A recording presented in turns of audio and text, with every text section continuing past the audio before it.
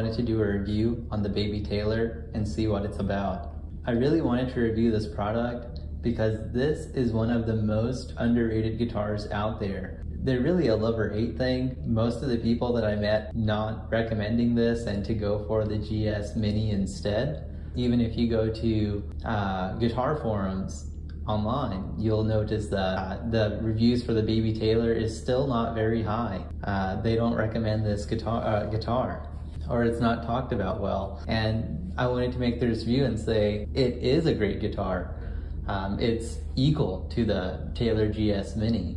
And this seems to be an unpopular opinion, but it's quite true, and stay tuned to find out why. So let's go ahead and start with the design. This is going to be a lot smaller than the GS Mini, but it still rests on your lap very well. It's also got good balance. It does have neck dive, but it's not a lot. It does balance, especially compared to maybe the LX1 by Martin. That model has quite the neck dive, and whenever you're playing it sitting down even, then you could see the weight of that neck. Opposed to this Taylor, this one you cannot feel as much. This one does have more of a V shape compared to the Martin. The Martin does have a more full neck, while the Taylor itself has a bit of a slimmer neck. And we'll go ahead and zoom in here so you can see the neck. And also, while we're looking at the neck, if you look at other guitars, they have a heel here, and this one, it's cut so you can reach the upper registers much easier compared to other acoustics where you have a joint here. And also on the top, if I zoom in, you can perhaps see where they glued the headstock to the neck. And once you see it, you can realize why they would do that. Because if this falls apart, most of the pressure is going to come at near the weaker points, which is going to be where the glue is. And when that falls off, it's going to be a straight fall, so you can always glue it back. So even if it breaks, it's very easy to fix. Quite good, and something that you would want to have in a travel guitar. I've seen already on the forums of people that have broken their headstocks, but they were able to do a clean repair as it was a straight fall, a straight break. And I believe it's due to this joint system here. Hopefully that won't happen though, so that'd be great. I believe these guitars are quite durable though, and it should last. But moving on, it's also got nice tuners, nice design here. And on the back, you have that curve that also the GS Mini has. Lots of sound, a little binding here as well. And that's about it. And then moving on to the case, it's lightweight. The guitar itself weighs only 3 pounds, or maybe just give or take a few ounces there. They're all within that parameter usually. And the case is also quite light. It's not a heavy one as compared to maybe the GS Mini, which has more padding, but it is going to be heavier. And since this is a travel guitar and made for light use, it's going to be babied as well, being a Baby Taylor. Not too much, but it's going to be on you, so it's not like it's going to be away from you and handled hard. So you can manage to have a little bit of a lighter case. And that's not to say that it's not padded. It's still very high quality, and we'll go ahead and take a look at that now. The zippers are very nice, easy to use. You do have that Taylor logo here. This is one thing that I didn't like. I would highly recommend just Taylor having a smaller logo here. It's just going to look a lot better. There is lots of space here as well, and it's nicely designed where it goes right into the form here, so there's no waste of space. You could make it go higher, and if they made it higher, it could perhaps fit a MacBook in there as well and other accessories. And being a deeper pocket, it could fold open, and it could have some compartments there as well. So that may be something that they should consider, having the smaller logo, having this all the way to the top, opening up, and it would be a fold down, and there would be little storages there. Overall though, this can easily fit at least iPads, documents for traveling, so this is quite sufficient as well. The handles are nice as well. It's nice and thin, so it's not, wasting weight and space on the padding. But since the guitar only does weigh approximately 3 pounds, on the back you have a handle as well. You also have these backpack straps.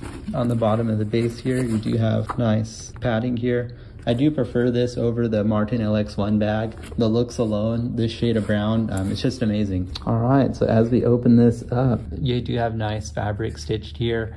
So if you have guitar strings poking out, it won't damage the guitar case or start poking holes here. I'm in here, so that's always good. And they have it on both the top and bottom. This looks like about 10mm padding, but it's pretty high quality as well.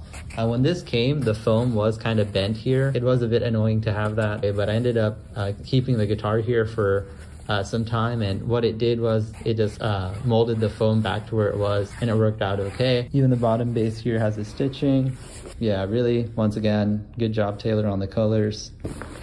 So yeah, even just having this laying around is quite nice. And here's what it looks like compared to a traditional guitar case, and even the guitar case that I have is a very, very form-fitting one. So this would be probably one of the smallest guitar cases you can, or guitar gig bags you can buy for the full size that we're comparing the Baby Taylor case to. There's still quite a bit of difference, and I'll just go ahead and do this to show you at different angles. And then when you look at it weight-wise, of course, this is going to be much lighter as well.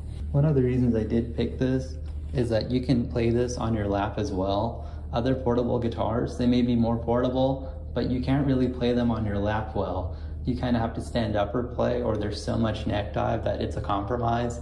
I've noticed that for some things, like for example, the Martin Backpacker, which I actually do like the sound of as well, and was something that I was looking up. As much as I like that guitar, I keep hearing about the neck dive, and that since it's not very comfortable to play sitting down, they have to use a strap, and having to use a strap and do the balancing act is not really something that I could imagine doing. What people were doing online, they were ordering different 3D printed parts to make it more lap friendly, and going through all that hassle also while retaining the same sound didn't make sense to me. I'd rather have that space go to having more sound quality, and if I have to order that part and do all that anyways, you might as well just have that cutaway built in. So this I kind of think as a lap support as well, apart from also being an acoustic sound. I bought this brand new.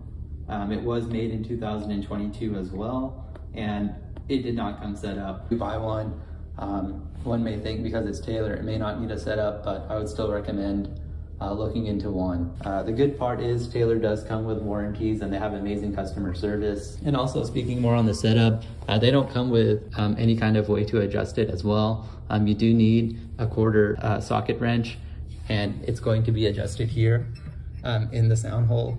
So that is one thing that you will need to buy separately, as it doesn't come with one. And this is what the Taylor truss rod looks like. Whenever I got the guitar, the neck was not straight, and it was very high action.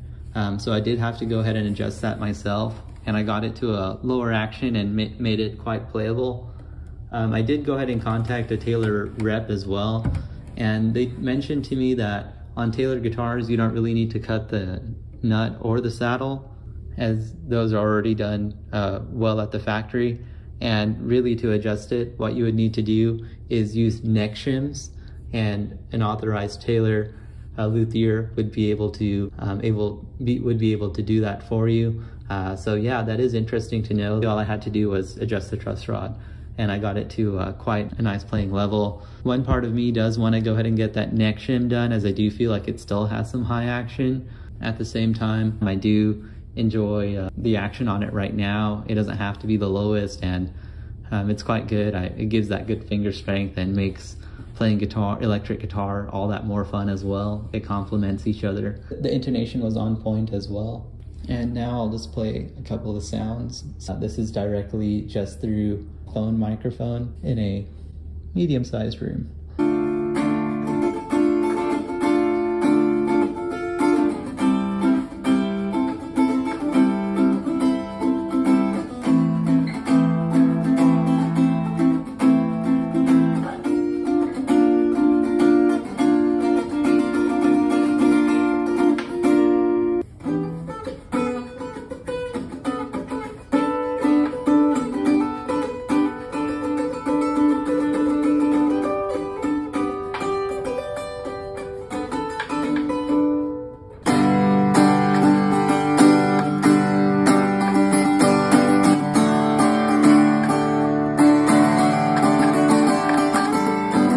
So yeah, as you can see, the sound is amazing. It projects so much despite its size. It sounds like a guitar. It has its own unique sound. What people call thin, some people call bright, some people call angelic. So all these sounds have different adjectives, and depending on who you are, they can be good or bad. Really is a dualistic language, right? But to me, it sounds amazing, as good as the GS Mini in its own unique way. It is brighter than the Martin LX1. So would I recommend this guitar? Absolutely. It's super nice. It's very practical. It's light. You can take it around anywhere you go. It's just going to increase your playing time. There's so many people out there with these opinions that if they play like a smaller scale guitar, that their electric guitar skills are going to be compromised or something. It's not like that at all. I've been able to adjust quite well. It's really your mindset more than it is an actual physical problem, unless there's something preventing you from doing that. I've been able to play it on the couch, so it could easily fit into so many people's lifestyles, and the unique tone it has really makes it all worth it. So definitely go for this guitar. I hope this helped you out. If you like this video, please feel to comment, like, and subscribe.